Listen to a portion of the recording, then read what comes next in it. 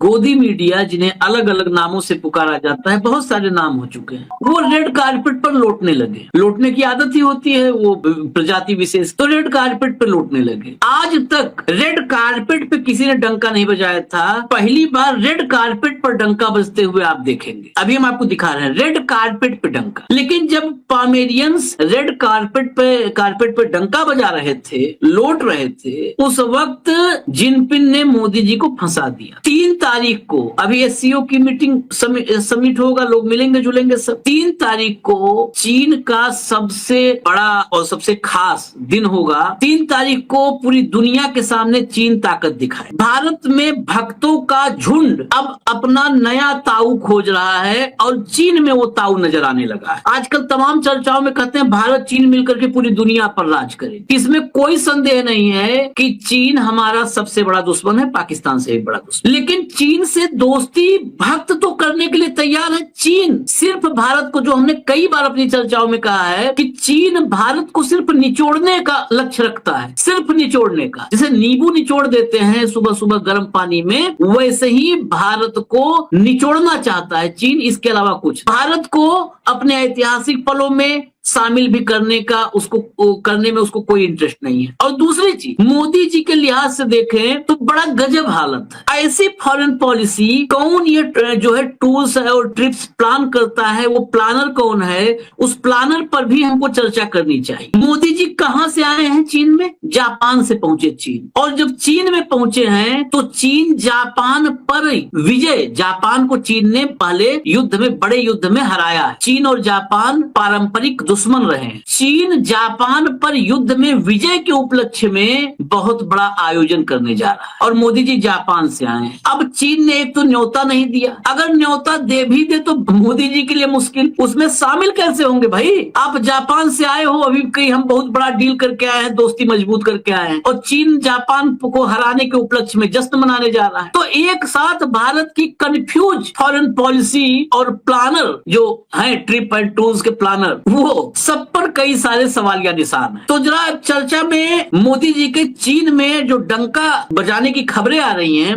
उन खबरों का विश्लेषण करने का वक्त है। मुद्दों की बात कीजिए, आप अपने शेड्यूल की बात कीजिए, आप अपने एजेंडे की बात कीजिए, आप अपनी उम्मीदों की बात कीजिए, और किस दिशा में ये बातचीत आगे बढ़ेगी, क्या चैलेंजेस। जो फॉरेन पॉलिसी की जो रिपोर्टिंग होती थी ट्रेडिशनली, जो हम लोग करते हैं कि जब कोई राष्ट्राध्यक्ष किसी देश में जाने वाला हो, उससे पहले हम पॉइंटेड एजेंडा रखते हैं। एजेंडा क्या कि ये हमारे पॉइंट्स हैं, इनके ऊपर बात होने की संभावना है। चाहे वो एससीओ हो, चाहे बायलैटरल हो, चाहे वो मान लो पुतिन के साथ है, वो हर एक वर्ल्ड लीडर के साथ जो भी मीटिंग है उसको उस रूप में रिपोर्टिंग भी की जाती है और डिग्निटरी भी अपने आप को उसी रूप में करने की। दुर्भाग्य की बात यह है, फिर वही बात at the cost of reputation. आप लैंड किए वहां रेड कारपेट था, वहां पे नाच गाना था, वहां पे भारतीय समुदाय था। ये कोई रिपोर्टिंग करके आप पूरी दुनिया में क्या मैसेज देते हो? सारी दुनिया के लोग हंसते हैं आपके ऊपर, सब हंसते हैं, but this nonsense you are spreading. और आज तो वहां कमाल ही कर दिया, एक वहां पर एक जो है जो ड्रोन शो का एक पिक्चर मैंने भेजा है आपको, उसके ऊपर लिख दिया वेलकम मिस्टर मोदी, अपने यहाँ पर एडिट करके मैंने भेजे फोटोग्राफ आपको और कंट्रोल रूम को ही भेजे। ये भक्त इस लेवल पे पहुंच गए, इस सब की जरूरत नहीं है। मोदी भारत के प्रधानमंत्री अपनी इच्छा से गए, एक मल्टीलेटरल फोरम है उसके अंदर भागीदारी करने गए, तो उन सारे मुद्दों पर बात होनी चाहिए आशीष भाई, जो हमारे देश के लिए इंपॉर्टेंट, जो दोनों देशों के लिए इंपॉर्टेंट है, जो एससीओ के लिए इंपॉर्टेंट है, और जो पूरे वर्ल्ड में आज टैरिफ वार जो सारी स्थितियां चल रही है उसके लिहाज से कैसे, उसमें अमेरिका हमसे क्या चाह रहा था, चाइना से हम लाभ क्या उठा सकते हैं, चाइना हमसे क्या उम्मीद कर रहा है, रशिया के साथ हमारा क्या है, वो सारी चीजें अगर हम डिस्कस करें तो एक बेहतर पर्सपेक्टिव दर्शकों को भी दे सकते हैं और दुनिया को भी दे सकते हैं कि भारत की ये चीजें। उनमें से किसी एक मुद्दे पर आपने ना तो आज बात देखी, ना कभी पहले देखी, और ना इस पूरी यात्रा के दौरान आप देख पाओगे। केवल और केवल एक नॉनसेंसिकल काइंड ऑफ डंका, जिसकी कोई वास्ता नहीं है, कोई मतलब नहीं है, जिसका कोई रेलेवेंस नहीं। यही बात समझनी पड़ेगी कि ये फर्जीवाड़ा क्यों करते हैं। एक गंभीर विषय को आप सही विषय पे ला करके, क्या दुनिया हंसती नहीं होगी आपके ऊपर? आप बताइए, जो जिन देशों की आपने सूची बताई जो 3 तारीख वाले उसमें आएंगे, क्या वो ग्रीन कारपेट पर रिसीव होंगे या येलो कारपेट पर रिसीव होंगे, या बिना ही कारपेट के उनको नीचे उतार देंगे? What absurd and nonsense our media is talking। सोच के देखिएगा इतना। और यहाँ पर कवरेज के लिए कौन जाता है आपको बताओ?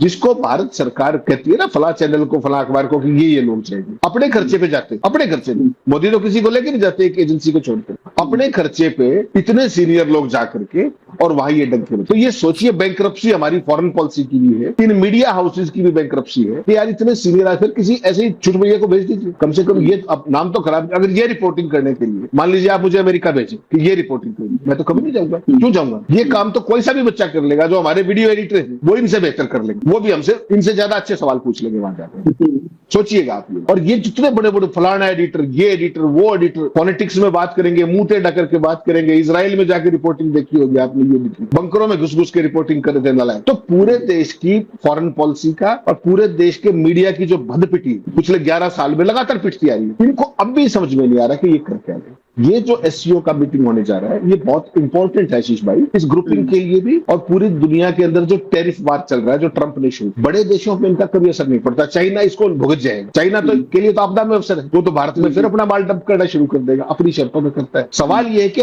हमारे पास क्या है ऑफर करने के लिए और हम इस परिस्थिति का लाभ कैसे उठाएं। और इस पूरे मामले में 7 साल बाद आपको पता है 2018 के बाद पहली बार मोदी जी चाइना गए।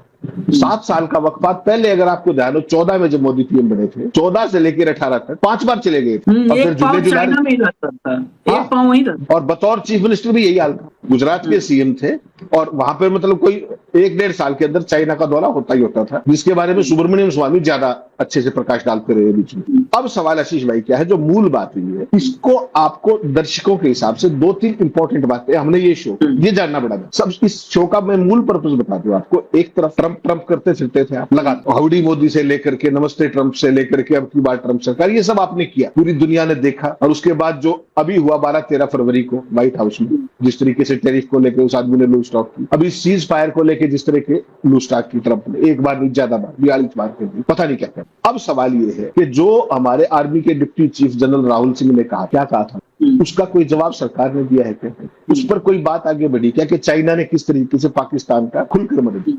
कहीं कोई इसका जिक्र है? जो ये रिपोर्टिंग आप देख रहे हो, रेड कारपेट और येलो कारपेट और ब्लू कारपेट, इसमें इस बात का कहीं हमारे लिए क्या महत्वपूर्ण? राष्ट्रवादी हो ना आप, तो राष्ट्रवाद का इकलौता टेंडर मोदी जी के पास है, उनके भक्तों के पास है और आरएसएस के पास है, किसी और के पास तो नहीं। मैं आपको राष्ट्रद्रोही क्योंकि हम सवाल पूछते हैं। ठीक, उस पूरे घटनाक्रम को लेकर के राजनाथ भी जाए वहां, राजनाथ गए तो क्या बड़े छाती फैला के क्या किया कि स्टेटमेंट पे साइन करने से मना कर दिया। जब वो आपकी बात सुनने को ही तैयार नहीं है पाकिस्तान के कहने से, तो आप गए क्यों थे? अडानी भी घुमाए, डोवल भी घुमाए, जयशंकर भी घुमाए। जयशंकर ने क्या लिखा था आपको पता है? कि मैं राष्ट्रपति शी जिनपिंग से मिला और मैंने भारत और चीन के संबंधों में प्रगति के बारे में उनको अवगत कराया। सोचा आपने कभी? भारत का विदेश मंत्री चीन के राष्ट्रपति को दोनों देशों के बायलैटरल बता रहे हैं। तो इस तरह के चुटकुले आपको सुनने को मिलते रहेंगे, ये कोई वो नहीं। इसीलिए मैं कहता हूं आज जो भारत की विदेश नीति, कूटनीति और सामरिक नीति, उसकी जो आप बदपिटती हुई देख रहे हो, उसका एक बहुत बड़ा कारण तो देखिए मोदी जी का उतना वो ना होना, एक्सपोजर ना होना या उतना पढ़ा लिखा ना होना एक पक्ष। जयशंकर जैसे व्यक्ति का सारी उम्र डिप्लोमेटिक उसमें रहा, कैरियर डिप्लोमेट, उसके बाद उसने जो भद पिटवाई वो दूसरा पक्ष। इसमें जो आपका जो ये पोमेरियन मीडिया है, इसकी भूमिका भी कम मत मानिएगा। अगर ये सवाल पूछना शुरू कर देते तो भारत की सामरिक नीति, कूटनीति का ये हाल नहीं होता। चूंकि ये सवाल नहीं पूछते, इसलिए इंडियन डायस्पोरा के लोगों को वहां बुला करके फोटो ऑप्टिक्स, डांस ये दिखाया जाए। सीरियस मुद्दे पे आपने विदेश नीति पे कभी बात नहीं देखी। आज भी जब आप वहां पर गए हो तो बेसिकली क्या कहते हैं कि गैलवान घाटी में जो जून 2020 में जो घटनाएं हुई, उससे शुरुआत हुई भारत चीन के तनाव। यही कहते हैं ना सारे। हकीकत क्या आशीष भाई? हकीकत यह है कि अप्रैल 2020 में लद्दाख के तमाम एरियाज के अंदर चीनी सेना घुसी और वहां के लोगों ने बताया, तमाम लोगों ने बताया वहां। आप उसको फ्रिक्शन पॉइंट ही नहीं मानते, उसको शुरुआत ही नहीं मानते, आप उसको ले जाते हो गैलवान पे, जबकि ये अप्रैल से शुरू हुआ था।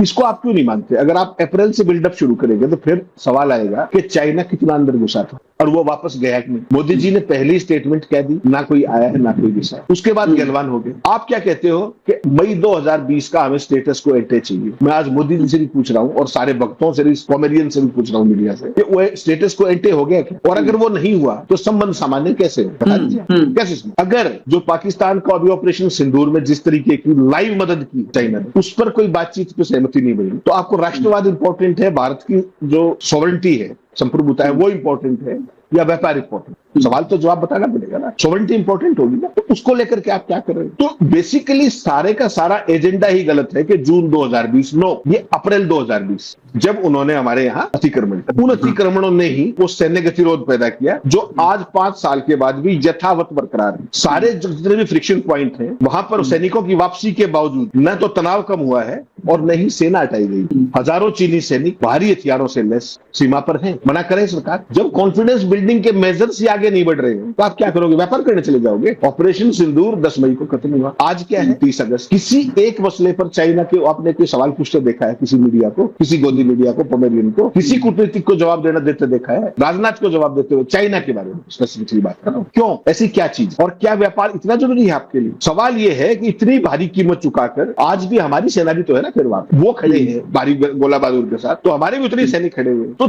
चीन ना तो यथास्थिति उन्होंने बहाल की और ना वो बहाल करने के मूड में। ये तो बड़ा साफ हो गया। कितने राउंड की मीटिंग होगी, डिप्लोमेटिक लेवल पे भी होगी, आर्मी ऑफिसर्स की भी होगी, उसके बावजूद ये सेनाओं का वहां खड़े रहे। नए सिरों से नया सिरा जो हो उससे झड़पों का जो आप क्या कहते हैं इनकार हो जाएगा? हो सकता है जब आमने सामने खड़े होता है, और नहीं तो पहले बफर होता है। अब सवाल ये है कि आप कितने ही दावे करते हैं कि स्थितियों में सुधार हो रहा है। चाइना के मन में जो कुछ है वो यथावत, जो फ्रिक्शन पॉइंट थे वो आज भी है। फिर आप किस चीज का डंका बजा रहे हो? मेरा सवाल आपसे है। और अगर आप ये बताने जा रहे हो, अगर आप ये कहना चाह रहे हो कि हम ट्रंप को सबक सिखा देंगे, तो ये आपकी बहुत बड़ी गलतफहमी है। ट्रंप को सबक सिखाने के भी तरीके दूसरे होते हैं, ये तरीका नहीं होता दुश्मन की गोदी में जाके बैठे। हेमंत भाई, मैं आपको बीच में इसलिए रोक रहा हूं, ट्रंप को सबक वबक नहीं, ये कंफ्यूज फॉरेन पॉलिसी का जीता जागता उदाहरण है। ये सब कंफ्यूज है। ऐसा होता ना, एक क्या कहते हैं, अनाड़ी के हाथ में जो है अगर कुछ पकड़ा दो आप तो क्या होता है, वो कहावत पे नहीं जाएंगे, लेकिन ये अनाड़ी जैसे ही देश चला रहे हैं। 11 साल से अनाड़ी जैसे, इधर ठोक दिया गाड़ी, उधर ठोक दी, अनाड़ी के हाथ में आप गाड़ी दे दो, कहीं ठोक दिया, बम्पर आगे का भी पिचका है, पीछे का भी पिचका है, हम आपको दिखा रहे हैं। ये ऐसे नहीं कह रहा हूं। जरा दिखाइए उस रिपोर्ट की जो 3 सितंबर वाली, उसकी रिपोर्ट की अगले मतलब लास्ट हिस्सा, उसका पैराग्राफ लाइए। इस बस पैराग्राफ को दर्शकों से कह रहा हूं, पढ़ेंगे गौर से। अभी देखिए, डंका चीन में बज रहा है, चीन के साथ दोस्ती करने गए हैं मोदी जी, अब जिनपिंग और मोदी बन के मिल करके ट्रंप को सबक सिखाएंगे। अब इसको पढ़ लीजिए खाली गौर से। भारत चीन के साथ संबंध बिगाड़ना नहीं चाहता, लेकिन उसकी प्राथमिकता क्वाड जैसे पहलों में जापान, अमेरिका और ऑस्ट्रेलिया के साथ मिलकर इंडो पैसिफिक में संतुलन बनाना है। अब समझ रहे हैं, एक तरफ चीन के साथ आप जा रहे हो और देश भर में अपने प्रचारित करवा रहे हो कि अब ट्रंप का मुंह तोड़ देंगे, मुंह तोड़ जवाब ट्रंप को देंगे मोदी जी 56 इंच की छाती के साथ। दूसरी तरफ इसका एक पहलू है कि इंडो पैसिफिक में संतुलन बनाने के लिए क्वाड, आप क्वाड से भी नहीं भाग सकते हो, क्वाड से भागोगे तो फिर ट्रंप और क्या करेगा। ऐसे में चीन की सैन्य परेड में मौजूदगी भारत के लिए राजनीतिक रूप से गलत संदेश दे सकती है। चीन की 3 सितंबर की विजय दिवस परेड दरअसल जापान पर जीत की याद से जुड़ी है। इसमें शामिल होना जापान की संवेदनाओं के खिलाफ माना जा सकता है, जबकि भारत जापान को अपना करीबी साझेदार मानता है। एससीओ में मौजूद रहकर भारत क्षेत्रीय सहयोग और कूटनीतिक संवाद का हिस्सा भी बना भी है, लेकिन परेड से दूरी रखकर स्वतंत्र विदेश नीति पर जोर दिया है। देखिए कंफ्यूजन कितना है। इसी 6 लाइन में 60 कंट्राडिक्शन है हेमंत जी। इस तरह एक और जहां बीजिंग में रूस, चीन, उत्तर कोरिया की नजदीकी का प्रदर्शन होगा, वहीं भारत अपनी रणनीतिक संतुलन की नीति पर कायम रहते हुए केवल एससीओ मंच तक सीमित रहेगा। अब जरा ये मुझे खाली ये 8 लाइन करीब थी, 8 लाइन समझा दीजिए मुझे। कोई मतलब विदेश नीति आप भी पढ़ते हैं, उसको आप भी समझने की कोशिश करते हैं, हम भी समझते हैं। आप जरा मुझे समझा दीजिए, जितना आपने विदेश नीति आज तक पढ़ी है कि एक तरफ ट्रंप को मुंहतोड़ जवाब देना है, अब अमेरिका को उधर राजनाथ सिंह का स्टेटमेंट छपता है, कोई अस्थायी दोस्त, चीन मोदी गए हैं, आज है ना कि राजनाथ ने ट्रंप को दे दिया करारा जवाब, कोई अस्थायी दोस्त और अस्थायी दुश्मन नहीं है। ये किसके लिए कहा? चीन के लिए कहा कि अस्थायी दोस्त और अस्थायी दुश्मन नहीं है, वो दुश्मन हमारा दोस्त बन सकता है। दूसरी तरफ क्वाड को लेकर के भी डरे हुए हो, अंदर से क्वाड को लेकर डरे हो, उधर जापान से डरे हो, उधर ऑस्ट्रेलिया को नहीं छोड़ पाओगे, अमेरिका ट्रंप के सामने जुबान नहीं खोल पाओगे, चीन में कैसे दोस्ती बनाओगे। कितना कंफ्यूजन। फिल्म बना दो भाई साहब, आप फिल्म बना दो, सुपरहिट होगी, कॉमेडी फिल्म, गंभीर नहीं, कॉमेडी। देखिए आशीष भाई, अगर इस पूरे गंभीर विषय को इसी गंभीरता के साथ चर्चा की जाए तो ये जो कुछ आप अखबारों की कटिंग से सारी चीजें दिखा रहे हैं, दीज आर ऑल नॉनसेंस। इनका कोई मतलब नहीं है। मैं फिर वही बात कह रहा हूँ, कूटनीति और विदेश नीति बेहद गंभीर मुद्दा है, उसको समझने की जरूरत है कि आज आप कहाँ खड़े। आपसे ट्रंप के रूप में गलत नंबर डायल हुआ, उस उसने आपको फॉर ग्रांटेड मान लिया। आपके इन्हीं ऑप्टिक्स और थिएटर्स की कारण पूरी दुनिया को ये पता लग गया कि ये बिल्कुल खोखले हैं, इनको ये नाच गाना ही पसंद है, इनको इश्यूज बाइलेटरल्स, ट्राइलेटरल्स, मल्टीलेटरल्स इनको कोई समझ नहीं है। और जो भी यहाँ पर एससीओ में होगा अगले 2 दिन, आज से लेकर कल, उसमें अमेरिका की और पूरी दुनिया की बहुत बड़ी नजर है, गंभीर नजर है कि ये किस दिशा में आगे बढ़ेगी। ट्रंप आपको पता है बहुत ही सनकी आदमी है, मर्क्यूरियल आदमी, और उसको आप कभी भी चीजों को गेज नहीं कर सकते कि वो आदमी किस दिशा में। केवल एक छोटी सी बात देखिए, एक बहुत छोटा उदाहरण में, हम जैसे कम पढ़े लिखे लोग जो आर्टिकुलेट कर सकते हैं लेमैन के, वो क्या है, भारत अमेरिका का कभी कंपिटिटिव तो नहीं है ना किसी भी रूप में, स्ट्रेटेजिक पार्टनर हम तो। हमारे ऊपर तो ट्रंप ने 50% टैरिफ लगाया, और चाइना जो उनका हर तरीके से राइवल, सामरिक तौर से लेके आर्थिक तौर से लेके हर तरीके से, उस पर 30%। आप ट्रंप की सोचिए, और उस ट्रंप के खिलाफ आप जाकर चाइना की मदद ले रहे हैं। आपको क्या लगता है ट्रंप, पुतिन और शी जिनपिंग में कोई भेद है क्या अंदर खाने? केवल दिखाने के लिए है, केवल दिखाने के लिए। भारत पे जो 25% पेट्रोल खरीदने के कारण, कच्चा तेल खरीदने के कारण जो सेस लगा है, जो इस तरीके टैरिफ लगाया एक्स्ट्रा 25%, क्या पेट्रोलियम प्रोडक्ट्स में भी लगाया है क्या ट्रंप ने? वो जवाब है ना, पेट्रोलियम प्रोडक्ट में नहीं है, पेट्रोलियम प्रोडक्ट में वाला है। तो ये तो ट्रंप की नीति। हमारे यहाँ पैसा हजारों लाखों करोड़ रुपया कौन कमा रहा है? अंबानी। दंड कौन भुगत रहा है? आम जनता, जिनकी नौकरी जाएगी, जो मध्यम किस्म के छोटे व्यापारी, मध्यम व्यापारी, एमएसएमई, ऐसे जो भी एसएमई जितने भी है, मौज कौन काट रहा है? वो लोग। तो आपको क्या ऐसा नहीं लगता कि ये फिर जो विदेश नीति की ऑप्टिक्स आपको दिख रही है, ठीक ही दिख रही है? ये सब मिली भगत का खेल है सारे का सारा, आपको नहीं लगता? अभी रशिया ने क्या कहा कि हम जो ये टैरिफ लगाए हैं ट्रंप ने, तो भारत की मदद करेंगे और 5% सस्ता तेल और देंगे जो एग्जिस्टिंग। तो उससे किसको, भारत को लाभ हो रहा है क्या?